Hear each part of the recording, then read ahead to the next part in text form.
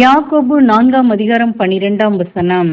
நியாய பிரமாணத்தை கட்டளையிடுகிறவர் ஒருவரே, அவரே ரட்சிக்கவும் அழிக்கவும் வல்லவர்.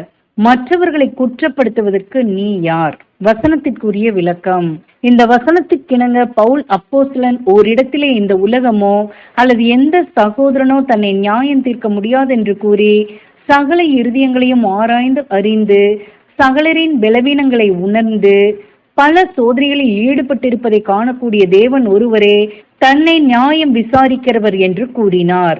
மேலும் நானும் என்னை குறித்து தீர்ப்பு சொல்லுகிறதில்லை என்றார். 1 கொரிந்தியர் 4:3. நாம் நம்மையோ அல்லது மற்றவர்களையோ நியாயம் தீர்ப்பது நல்லதல்ல என்பதற்கு இது ஒரு நல்ல போதகமாக உள்ளது. நாம் நாளுக்கு நாள் நம் ஊழியத்தில் முன்னேறி தேவனுடைய கிருபையை பெற்றவர்களாக சகலத்தையும் செய்து முடிவை தேவனுடைய கரத்திற்கு ஒப்பு கொடுக்க கடமைப்பட்டு இருக்கின்றோம். ஆமேன்.